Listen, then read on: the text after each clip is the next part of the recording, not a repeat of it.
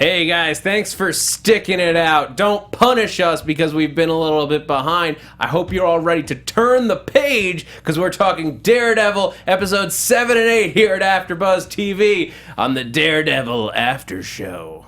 You're tuning into the destination for TV superfan discussion, AFTERBUZZ TV. And now, let the buzz begin. I know I'm super proud of myself for that. Thank you guys for tuning into the Daredevil After Show here at AFTERBUZZ TV. I'm your host, Zach WIlson. We're talking about Semper Fidelis and Guilty as Sin. You can tweet me throughout the week, throughout the show at that Zach WIlson. On the other side of the table, I've got the man himself, Jesse Klein. Hey, what's up, everyone? You can find me on Twitter and Instagram at JessKlein1. That's JessKlein, the number 1. What's in that hole? Oh, we're going to talk What about is the hole. in the hole? It's your home. Go to your home. Yeah, exactly. No, Mark Donica and Jamie Elias, unfortunately, unable to join us today. Mark Donica is covering WrestleMania in Texas. Jamie had to work late, but we needed to bring you some Daredevil action and get to talking about the people versus Frank Castle. Yeah. Trial of the century. These, I mean, there's so much to talk about in these episodes because, real dense. Like, we've got the trial, we've got relationship fallouts to go through. Elektra, Stick is back, and then Wilson Fisk. I mean, when we did the pre-season show, yeah, and we were like talking about stuff, we were throwing out like Wilson Fisk will show up and like maybe like they'll mention his name. I was remember certain that he was going to show up before the season started. I did not ever think this early. I remember saying like, I think he's going to be in the background. He's going to be controlling everything. Like in the pre-season show, like he's going to be controlling everything through prison. He's the kingpin. Like there's no way that he's not like just like prison's just a different castle for him to be in. Like, I see what you did there. Yeah. Frankly, I'm okay with it. Oh, well. Don't punish me for doing a pun. All right, moving forward. But yeah, it made sense for him to come in. Like it would have felt like they were ignoring something major to not have him. I will admit, this is sadly the one thing in the season that got ruined for me. Yeah. I want to call out anyone who posted. It wasn't even like a spoilery post. They just announced like an interview with Vincent D'Onofrio about on Facebook. season 2. Yeah, and I was like, oh, that's a real bummer. I just had something spoiled by me by having someone saying I've been spoiling people, and then just like based off of a guess that I made, and then like they confirmed that guess, and I was like, well, now I'm spoiled. Yeah.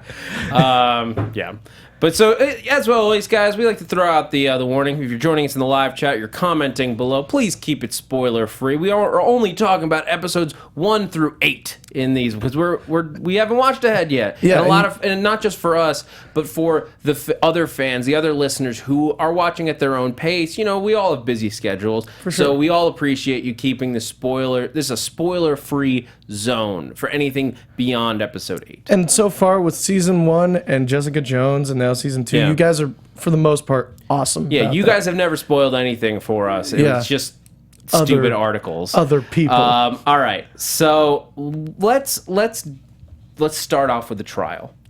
Let's do that trial. Like, this is the first like full trial like we've gotten to run with Nelson and Murdoch. Like we got a little tease of one, like season 1. Yeah.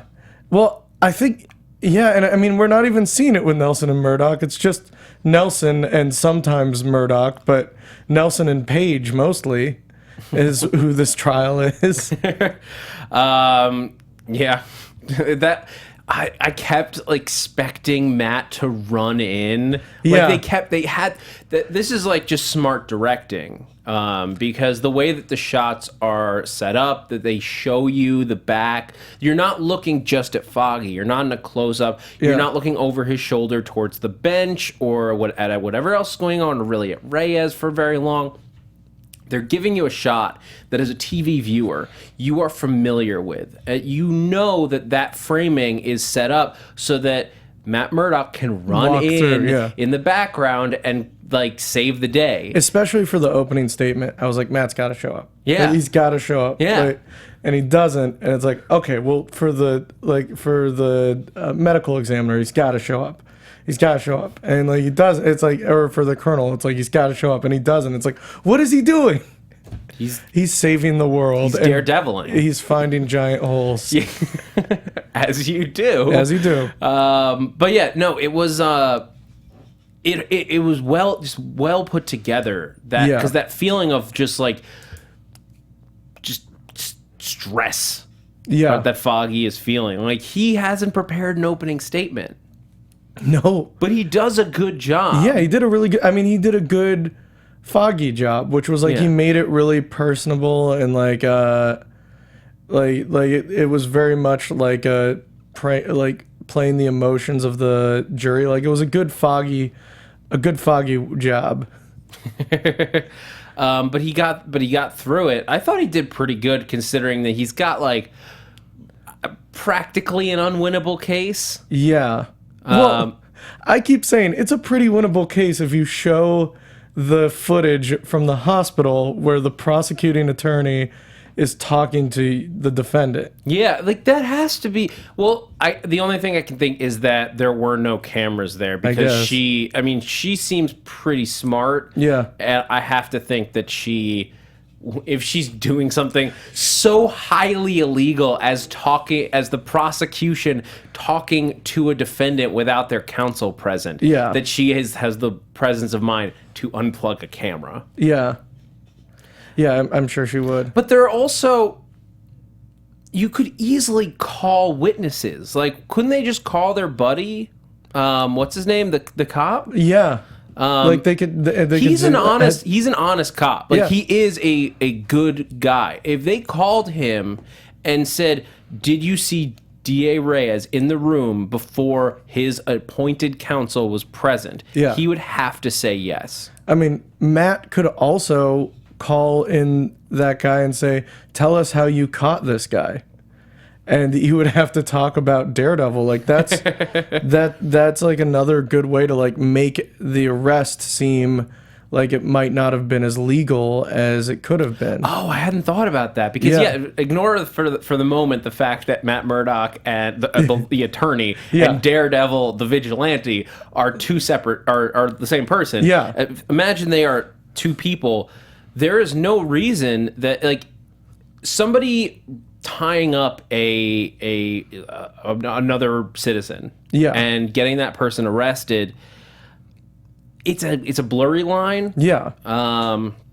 Because the police technically didn't do anything wrong.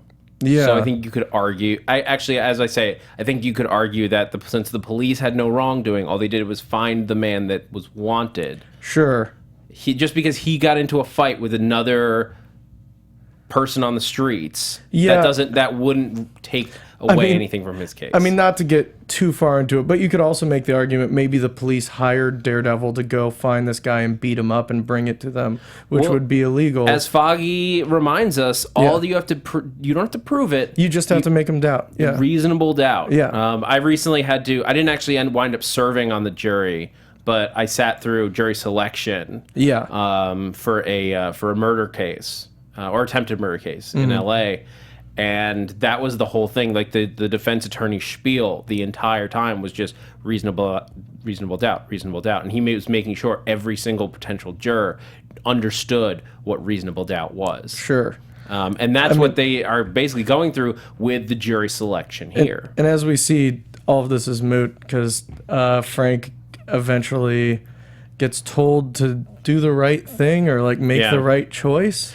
Yeah. Well, before we get to that, I do want to talk about the jury selection. I thought it was awesome. Yeah, because it was a cool way to start off the episode, but I thought it was a fascinating window into what the city of New York feels about Frank Castle. Yeah, and subsequently Daredevil as well. Yeah. Like, and I think it's good because the Punisher is such a controversial figure. Like, it's good to see that there are people who definitely think that he is needed to help the people of Hell's Kitchen, and there are also people who think that he's part of the problem. I think like using that jury selection was a really good device to show how the people of Hell's Kitchen feel about what's been going on there. Yeah.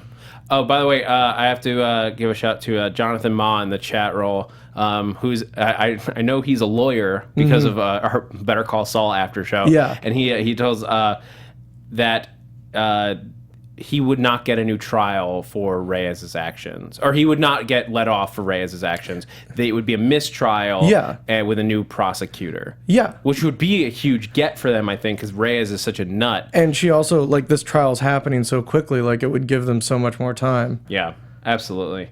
But anyway, I love, like, the people shouting hero, the people shouting kill him. Like, you saw people with signs in the chat roll. I actually did research on this because I was like, you couldn't have, like, signs in a chat in a courtroom. Sure and you absolutely can. Yeah. It seemed weird to me. Yeah. But as long as the judge decides they're not disruptive, you're allowed. What do you think about that recent Hulk Hogan case? I don't know, but there should have been people with just, like, Hulkamania signs.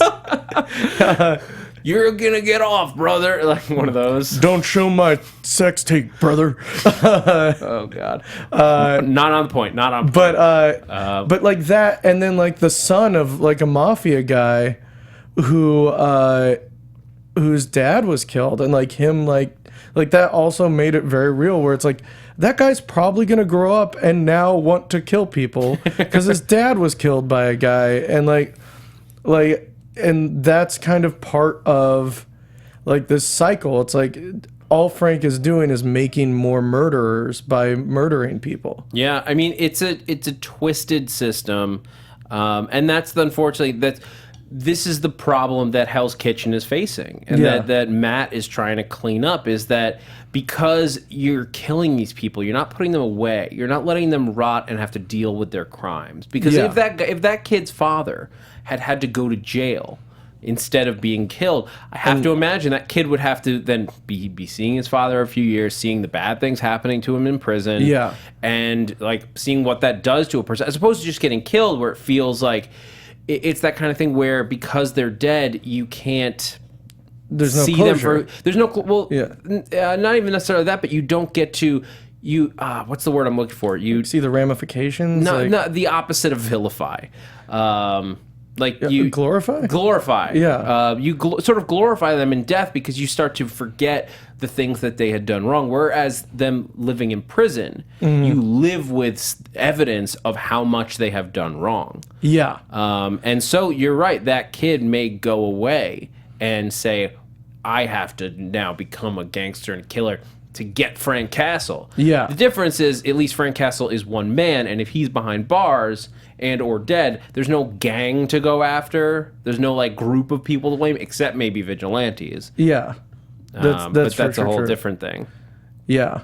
I mean, Frank Castle behind bars, like this happened, I believe, once in the comic books.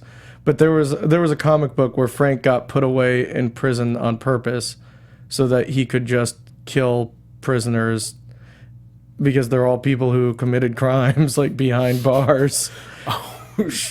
So like that's the most Frank Castle thing I've ever heard. Yeah. Do you know what run that is? I'm gonna look it up now. It was like an early 2000s run. I forget who was in. It might have been a Max. It might not have been. It sounds like a Max line. Yeah. Because that's like that is Frank Castle's version of heaven. Yeah, He's exactly. Just like they keep line. delivering more criminals to him to murder. An endless line of mafia guys for him to kill. And as long as he's in, well, I mean, I have to think at a certain point they remove him from general population. Yeah, but but like he's like it's like a buffet where as long as he's in a no-kill state, like a state without the death penalty. Yeah. Like it also ends with him like he's investigating like a murder or something like that. Right. Like that's the only way he can figure it out. But yeah. So anyway, let's go back to what you were talking about earlier, because it makes this whole trial, which seems for a while to be more or less on the up and up. Like Reyes is pulling some stuff, especially with the chief examiner and like the revelation that they doctored the reports. Yeah. Well, let's talk about that because I feel like that's super important here. Why? That's the question that we have no. I don't know. We have no evidence of why in the world are they covering up the murder of Frank Castle's family.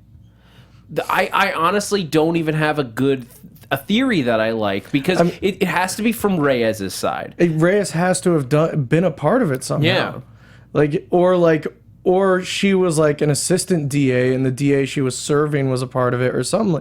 Like she has to be connected to it somehow. Yeah. There's no reason why she would be covering it up. And it goes back to my theory from the last after show, which was that she is in Fisk's pocket. And now that we know Fisk is around, there's a little more weight to that, but I still don't necessarily see the connection. But why would Fisk hide the murder of Frank's family?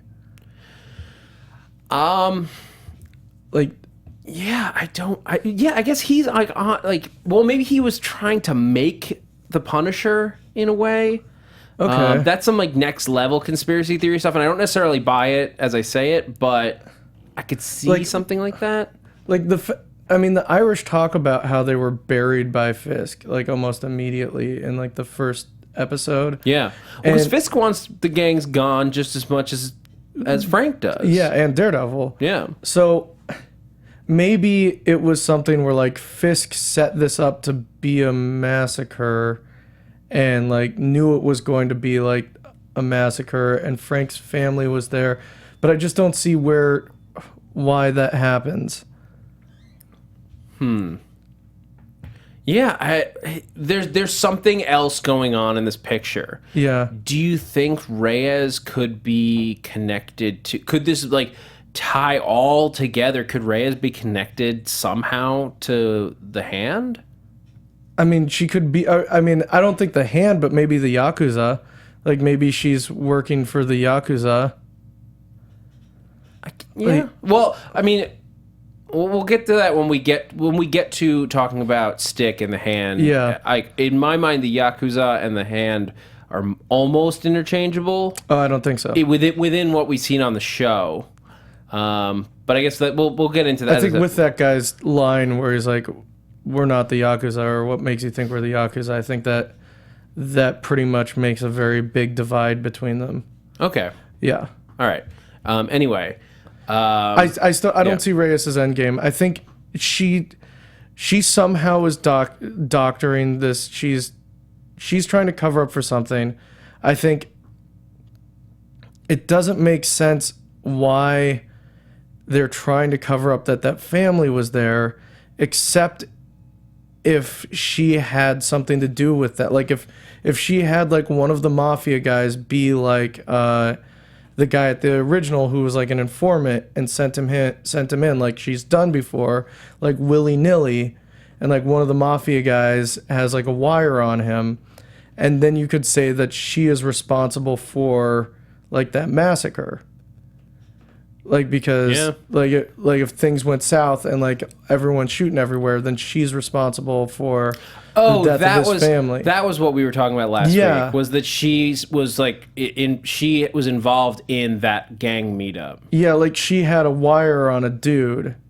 Yeah, and then like Frank and his family were not supposed to be there. Unless Frank was supposed. Maybe she hired Frank. Oh, and he can't remember because the bullet? Like maybe she hired Frank to be there and stop the mafia thing, and that's why. I mean, that makes the most sense why she would cover it up. Why Frank's family is there, that doesn't make sense. That's the thing is like he wouldn't. If that was the case, he wouldn't have brought his family. They wouldn't be there. Interesting. All right, we can talk about that for a while, but there's a lot more to cover in this episode because I wanted to talk. I mean. Of course, we see Elektra, or we hear about Elektra basically thinking she's helping by beating this guy until he agrees to give testimony, to admit what he did wrong. But like by doing it, she just ruins his like Yep, their plan, like the only plan they'd had at that point. Yeah, after Foggy and Karen spend so much time like building up as with what they have, a great defense, and it just gets thrown out. Matt Murdock isn't there for, but then shows up to let him know, like, oh, it was Elektra. She's back in my life. And we get a little bit more about like a confirmation basically, like when Matt met Elektra in college, like it was that classic like he met a girl and then he's just not hanging out with his buddy anymore. Whenever your bro just disappears. But yeah, so from like. So that, like, obviously, Matt confronts Elektra about that, and we'll get into that when we talk about Elektra. Yeah. Because I want to finish up talking about the trial with the whatever corruption that Fisk is brought into the whole situation. Yeah, that security guard. Where like he brings the guard. Or the bailiff. I don't know. I think I guess I don't know if he's whatever he was. Yeah. Regardless. Make the right choice? Yeah, something like that. That's like that changed everything. Yeah, I sort of expected Matt to do more with it when he heard it, like because he at that moment you can see that he clearly heard it. He clearly heard it, and at that moment he knows that somebody has gotten to Frank. Yeah, and that's why he's sinking that. He's sinking the trial now. Yeah, I mean, maybe Matt just realizes that there's nothing he can do, or that he screwed up the trial already so much. Like, I don't know. I mean, since Fisk is basically, Fisk's superpower is that he can pay cops a bunch. Like, I'm not surprised. I like that he benches a lot. And he benches a lot of weight. But I'm surprised that that's the moment Fisk made his move. And, like, I have no idea what Fisk wants. Like, you'd think the Punisher would want to kill him. Fisk? Yeah. Well, yes and no. Because what was the only thing that Fisk was really doing wrong was willing to kill gang members. I would say that Fisk, right, as we've known this version of Wilson Fisk, he and the Punisher should be best buddies. Kill gang members and, plant bombs and blow up places, right? Like the Russians had bombs in their things. There could have been innocent people that died there. Like, but like and that also was like predatory, like making people move out of Hell's Kitchen and being predatory with that, and bringing gangs to Hell's Kitchen. Like the Yakuza weren't there until Fisk brought them. That's fair. Yeah. I would say that if Fisk was trying to play him on this, it would be pretty easy for him to argue this is how you bring it down, not by taking them out one by one, but by systematically taking over their organizations and gutting them from the inside. Yeah. Because Fisk's ultimate goal is a gang-free Hell's Kitchen. That's what he wants. Yeah. He one gang, his gang. Yeah. Yeah. But, like, he doesn't really want to be out there, like, dealing drugs and hurting people. That doesn't seem like that's what... No. That's not what Fisk wants, but he's willing to employ those methods if that's what it takes to get there. Yeah. I think Fisk does want drug dealing. He just wants it on his terms. Yeah. Like, I think he's, he wants as much power as he can get. I think that's his ultimate thing. So I'm very excited to see. I know what next episode. What happens when Fisk and them start getting together. It's probably going to be a Karen episode. We won't even see him. It's just Karen. It's just Claire in the emergency room. For an hour. Well, let's talk about Karen, because this between Matt and Karen and Matt and Foggy, like Matt's relationships in this episode, these two episodes, are going down the toilet. Also, to be clear, Fisk also killed a news reporter with his bare hands. So. That's okay. That's true. I don't mean to say he's a good guy. Yeah. I just mean like his end game is still like his end game is ultimately he wants to clean up the city. Yeah, he wants the city for himself. His methods are terrible, but his end game is good. Anyway, Ish. But yes, Matt and Karen's relationship, not great. he went and DTR'd it without any conversation with her. DTR'd? Determined the relationship. Oh. He called her his girlfriend. He did. That surprised me, and also the fact that she did there was a moment where I think she sort of hesitated after he said it. Yeah. Because I think she was even a little surprised. Yeah. Also because it's like they're both like yelling at each other. Yeah, it's in the middle of an argument. Yeah, I mean, throughout both episodes. Do you think she was torn? Sorry, do you think she was torn? Like, oh, that's so sweet, and God damn it, man. Yeah, I think that's probably it. But between both episodes, I mean, yeah, it's a clear kind of arc of Matt and Karen's relationship getting destroyed. Yeah. At first, it's, like a philosophical destruction, and then it's him next to his smoking hot ex-girlfriend in bed. In fairness, all right. Also an old man. I want to talk about her reaction to that whole thing. Because she walks in. Yeah. Old man. An old man. Yeah. Like lets her in. Mm-hmm. An old blind man. Yeah. So clearly like Matt's into some freaky stuff. But she has to know, like, okay, this is probably like somebody that Matt knows from a while back because, like, they probably went to school together. Because, like, or it's an Eyes Wide Shut situation. But like, I could understand that reaction 100% if she walks in and finds just Elektra in his bed. But the fact that Stick was there, I feel like warrants the letting him explain for a minute. Mind you, she doesn't know that that's his ex-girlfriend. I mean, I think it's just, I would say it's less that she's angry and more that it's overwhelming for her. She hasn't seen, her boyfriend has been disappearing and leaving and not answering her phone calls and not being attentive. She goes to his apartment to find out what's going on. She walks in, she sees an old dude, then she goes into his bedroom and there's a lady in his bed and he's hovering over her. Also, and she's in his shirt. And she's in his shirt. Also, Matt, here's the thing. Don't hang out shirtless with your ex-girlfriend. That's a good rule. Yeah. That feels like, even if it's completely innocent, it's hard to explain to your current girlfriend. Yeah, the touching is even a little more forgivable because of his blindness. Yeah. So it's he can't just don't pop your top, bro. Yeah, but you keep your clothes on, man. Yeah. In that scene, I actually expected Karen to show up. I really was waiting for the door, knock on the door.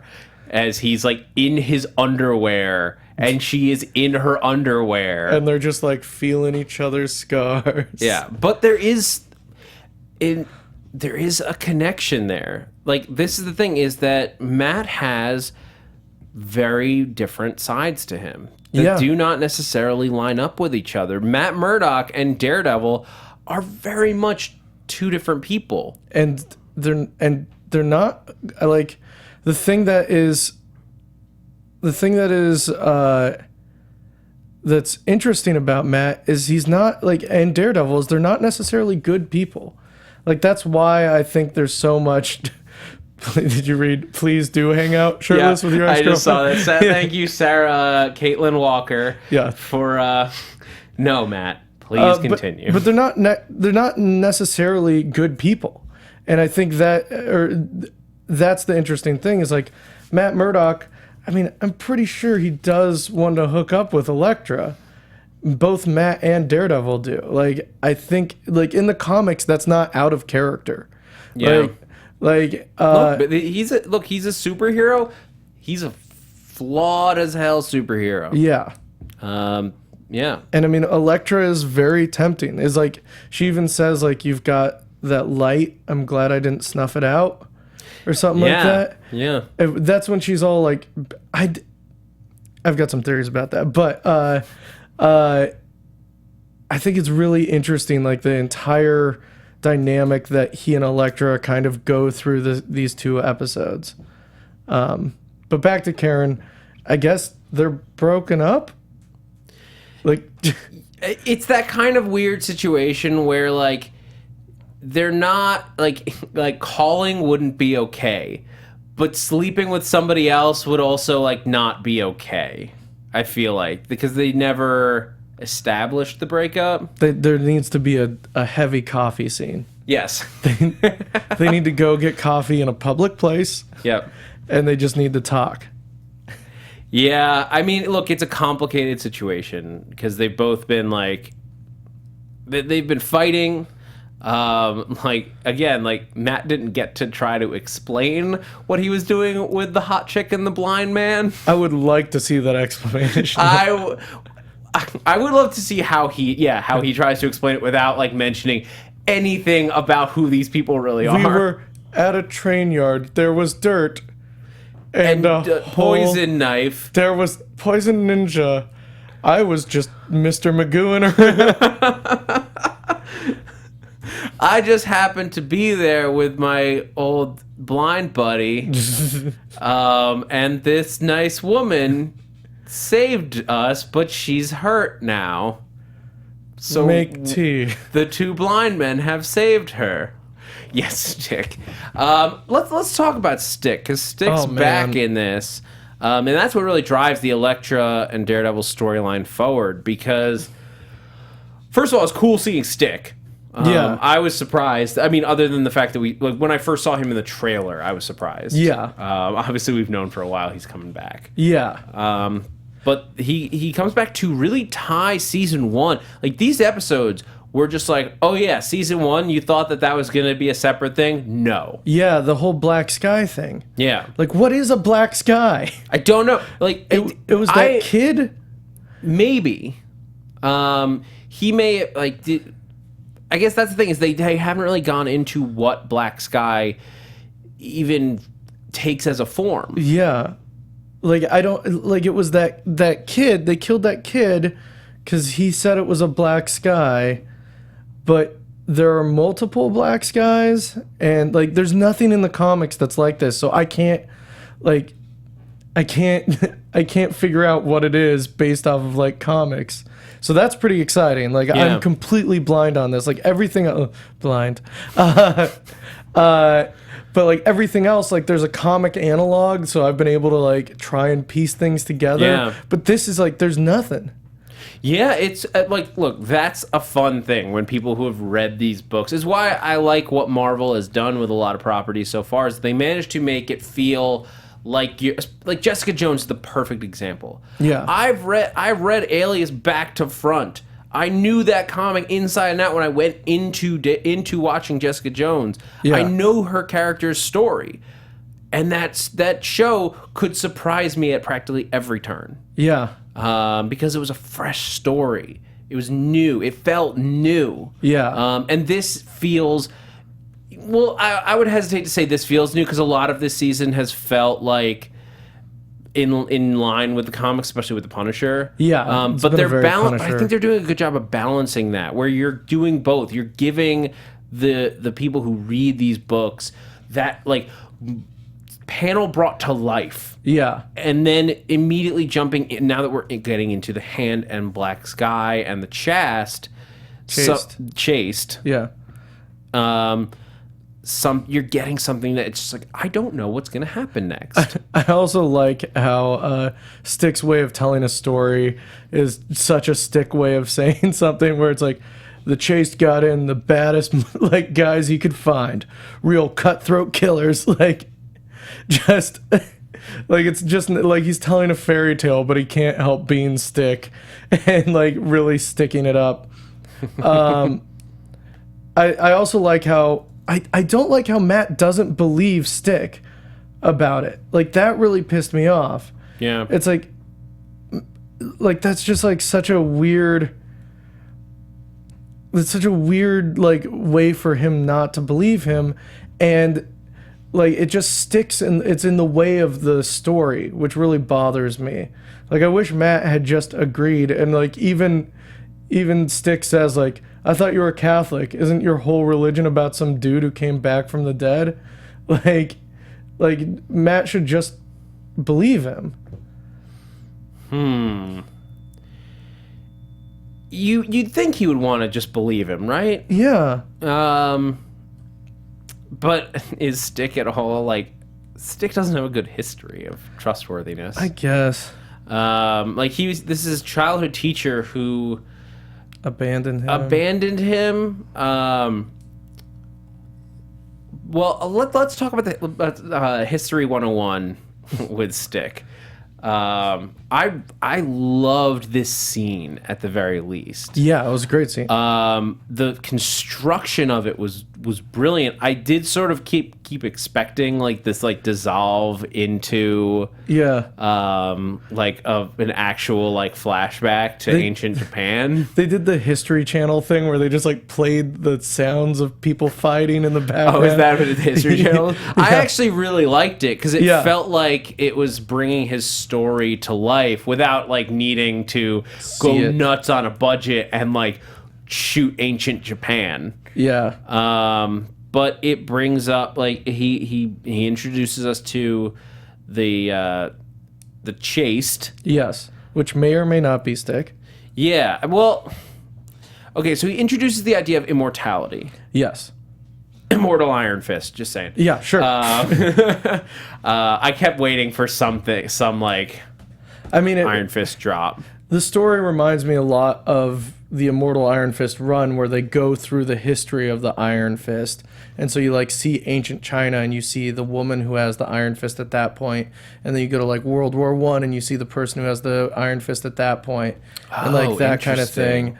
So it kind of reminded me of that, but there was nothing that was actually hinting at that. So they imply sort of that the Chaste, like the first guy, was like a kid. It was a kid to start with, and then it became immortal. Was that the implication? I definitely inferred it. I don't know if it was implied. I don't know how that would have happened, but yeah, I mean, it seems like the Chaste is more of an idea. What I feel like is the Chaste is more of an idea. Yeah. And that like that this guy started this group of warriors to fight against the Hand, and like got like all of these badass guys to come and fight the Hand with him, and like that started a movement. So now wherever the Hand goes, the Chaste is not far behind. That makes sense. Or they're immortal. Like, yeah. It's either or. The thing that's really interesting about that is like at the end, didn't the Stick say like he was done with them and he was gonna go get like his big guns or whatever? Yeah. Like there's more in the wings. Who are his big guns? So we've got so far. Who do we know from Stick's team? Stone. Yeah. Elektra. Yeah. Driver. And that's it. And Daredevil. Yeah, well, he's not on team. Yeah. Yet. Yeah. Stick definitely wants him. Yeah. Like he knows at this point, like Matt is a force to be reckoned with. I mean, we got like basically a rematch of the same fight in Matt's apartment from season 1. Didn't we already do this? Yeah. He calls it out. But this time Matt comes out on top. Yeah. Because he is now not just the guy in the black mask, this little bobblehead guy I have here. Yeah, he's Daredevil. He's full on Daredevil. Yeah. He also, I don't know if you, I was talking about this before. I think some of you keen-eyed people maybe mentioned it, but there's a hint that Elektra is working for Stick even before this episode, where the first time we're introduced to her and Matt offers her a beer, she says, "Still drinking that German piss?" Just like Stick said last season. Yeah, I missed it, but it was right there. Yeah. It's really, I mean, that's just smart writing, that's smart beautiful. layering. Yeah. But that's it, basically what we reveal here about Elektra is she has been working for Stick Yeah. since the beginning. Yeah. Like since that first meeting in the party, which Yeah. I always thought was like, it always seemed weird to me because she knew about Foggy in the back. She like was like, I don't know, it always felt a little off, but now I know why. And it makes sense that she brought that guy for him to kill, like as a way for Stick to get him to believe in killing people. Yep. Like that all makes sense now. Like it wasn't just a cat bringing you a treat. It was Stick setting Matt up for a test. Yeah. Yeah. I mean, it'll be very interesting to see how it plays out. Yeah. Because we got to talk about, like, before we run out of time, we got to talk about, like, Elektra. She slit so that one ninja tracked them down. We haven't even talked about all the ninja fights. Guys, real quick, there were so many ninja fights and Yakuza fights. We get to see Daredevil at first being awesome and like preventing her from killing people, and then not being awesome and letting her get almost killed. Yeah. Guys, that I just told Zach, I just put together the reason why there was dirt in that railroad car was because they're digging a giant hole and they have to put dirt somewhere. So Yeah. they're just putting it in their railroad cars. It makes a ton of sense. It's just like at the moment I was like, even I was just like, the dirt like was hiding like something inside that they like covered in dirt, so you couldn't sense it. I thought it was like a full-on Dracula or something like that. Decoy. Yeah. Like, but oh my god, we have the hand like throwing ninja stars and with like ninja swords and bows and arrows, like Poison swords and arrows, and yeah, they're like. And at first I was like, why are they shooting arrows at a car? Like, and then but it's like, oh, because they're super quiet. Yeah, there's zero noise. No one can hear it. Yeah, and the way that they do these fights, where they didn't have no music, they use the score very smart, where it's low and driving. Yeah. And speaking of the score, I have an announcement at the end of the show. Yeah. But like it just the sound effects are all there because as I'm watching, I'm like, I can hear everything. Yeah. But it feels so muted because of the way that they use the sound design of the ninjas fighting. And I like the subtlety of like they can't hear the heartbeat of the ninjas. Yeah. And that's for if you're fans of the comic books, some of the hand are just dead. Like they're just zombies. Yeah. Well, and these guys aren't apparently, or at least not all of them. Not all of them, because but this one that tracked them down is a kid. Maybe he could be 300 years old. That's fair. That's fair. We don't know. Yeah. But Elektra just slits his throat. Like Matt's already taken him down at this point. Yeah. And then she has that crazy shot where she's just, because Matt's obviously freaked out because he's covered in this kid's blood. Yeah. Like, what are you, like, why did you do that? And she just is like, do you still love me? Yeah. Yes, honey. Yes. 911, I'd like to report. Yeah.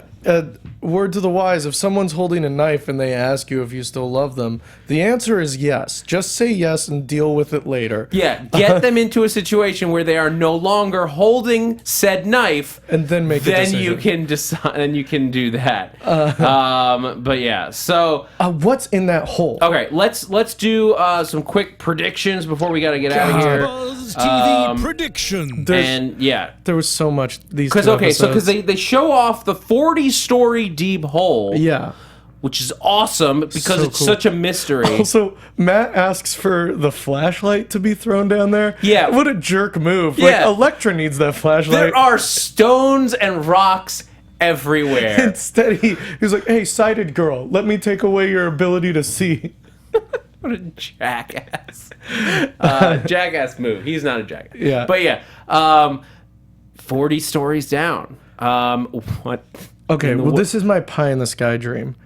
That Elektra and, like, they're building a fortress down, is what I think. Is like the top story, it's like Dollhouse, where it's like the top story is like a regular business, and then the 40 stories below are like secret hand business building.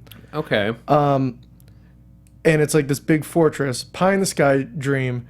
Elektra Punisher, and Daredevil, and maybe Stick, all get captured and put at the bottom of the 40 stories and have to fight their way up to the top of the building. Oh my god. Like from the bottom to the very top. That's insane. Yes. Also because it's just a hole right now. There could be some infrastructure down there. Maybe. Yeah. Maybe, you never know. And that is what I would like. I see. Just the thing covered in mud. The thing that I'm stuck on is from season 1. The reason they picked this site was because of blueprints. In like the hand through Nobu wanted very specific points. Yeah. In Hell's Kitchen. So I have to think. I think they're digging for something. There's something down there. I wonder if like let's say Fin Fang Foom. You think it's Fin Fang Foom? Fin Fang Foom is a definitely giant Chinese dragon. Yeah, he's down there. Okay. He came over to America in the 1920s through Liberty Island. Yeah. They renamed him Finn. Foom, like he's just Finn. Yeah. Just real simple name. You know, they simplify everything. Yeah. Anyway. Ooh, I think so. In my prediction, I think the Hand are gonna go and capture Frank in prison. Like they're gonna kidnap him out of prison and put him in the bottom of that pit with Daredevil and Elektra. Fight their way up. Interesting. That would be cool. I don't know why they would do that, but it would be cool. I just want to see it. Fisk too. He's got to be part of. They have to team up and fight people. And Spider-Man's there. Yeah. They're just like, and my dad. He just turns. He's like, "Hey everyone," and then he's like, "I got a way out." Yeah. But yeah. Anyway. But I think that whatever's down there is the key to Black Sky. Yeah. Okay. If it's a person, it's a formula. It's like a thing that's going to unlock that potential. If it's a literal box of something, like it's what's going to unlock it and reveal its potential and let them use it. And they think they've just traced it to Hell's Kitchen. Then what was that kid in season 1 that Stick took out? Like, I think that he was like one of the black. They found like a Black Sky. Okay. Like he was one of them, and then if they need a Black Sky kid to unlock whatever's down there. Yeah. Something like that. So maybe the kid's the key or the kid's Black Sky. One way or the other, you need whatever was at the bottom of Hell's Kitchen and the Black Sky. What if it's called Hell's Kitchen because it's literally on top of hell? Boom! All right, I think it's all a conspiracy theory. Whoever named that neighborhood of New York, as we wrap out here, and I say thank you to you guys, that is the going theory now. Hell's Kitchen is named because 40 stories, specifically 40 stories below Hell's Kitchen, is actually just hell. It's gonna be a crossover with Lucifer on Fox and Hieronymus Bosch. Yeah. But as I said, guys, I do have an announcement. I have finally been able to reschedule our interview with John Paisano, the composer for Daredevil Season 1 and 2. It will be happening next Wednesday at 1 p.m. in the afternoon. So stay tuned. We'll have live links and all that once we get closer to there. Sweet. But yeah, we're going to be talking to him about everything that went into scoring the music for Daredevil. I'm so excited that we were able to figure this out and get it going. So until we're back next week on Wednesday night to talk about Daredevil episodes 9 and 10. Oh, so close to the end. Jesse Klein, where can everyone find you? Yeah, you can find me on Twitter and Instagram at JessKlein1. That's JessKlein, the number 1. If you are in Los Angeles, you can go to the Improv Olympic West and see my team DJ Fawcett this Sunday at 9 o'clock. And you guys can find me on Twitter, Instagram, and YouTube. That's Zach WIlson. I'm trying. My goal for this year, my stretch goal, I want to get to 1,000 subscribers on YouTube. I just did a video on DC and the movies and TV shows where they should cross over with Matt Lieberman. It was fun. And I only have 900 to go. So I'm on my way. And you guys can find me on a whole bunch of other after shows here, including tonight. Archer returns, and we're going to be talking about that. It's going to be a blast. So until next week, guys, we have been the Daredevil After Show, and thanks for geeking out with us. From executive producers Maria Menounos, Kevin Undergaro, Phil Svitek, and the entire AfterBuzz TV staff, we would like to thank you for listening to the AfterBuzz TV network. To watch or listen to other after shows and post comments or questions, be sure to visit AfterBuzzTV.com. I'm Sir Richard Wentworth, and this has been a presentation of AfterBuzz TV. Buzz you later. The views expressed herein are those of the hosts only and do not necessarily reflect the views of AfterBuzz TV or its owners or principals.